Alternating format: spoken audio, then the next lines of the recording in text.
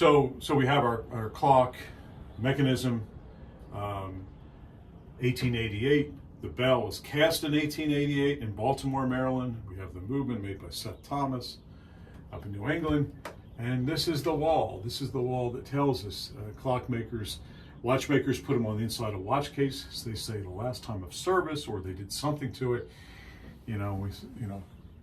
Somebody here, 1988, 2003, SM in May of 2003, and we have a whole series that we'll look at, but it just tells us the oldest one here is 1888. So that's the fellows, looks like it was two fellows who initially put this in. They actually installed it right here, and George Martin and Painter Hansaker or something.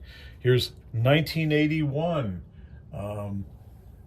10 14 10, 8 14 22. Somebody's looked at it, but is that 1922? I assume it is. 2001.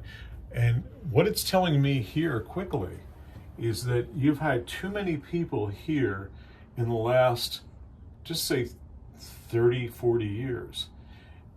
Typically, I mean, look, you have someone check in on service, but it looks to me like somebody has just been stringing this guy along and its present condition on the cheap. So you have somebody come up, they spray it, it's not working, the strike's not working, time's not working. They're just trying to maintain it just to keep it going.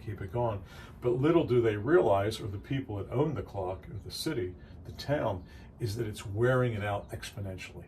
So that's the important thing, is there's got to be a reset, there's got to be a restoration on all this, and for number one, for safety purposes, and number one, for the maintaining this historical artifact.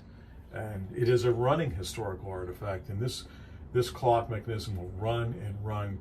It'll be here 100 years from now if we have the right people with the right protocol maintaining it and servicing it, with the right desire to do a good thing.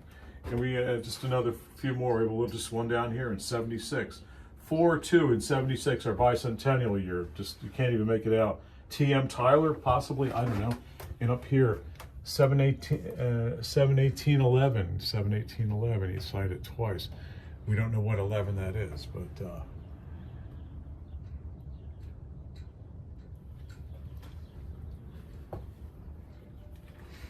on the plaster and lime washed wall here. Gregg Perry, thanks all for listening.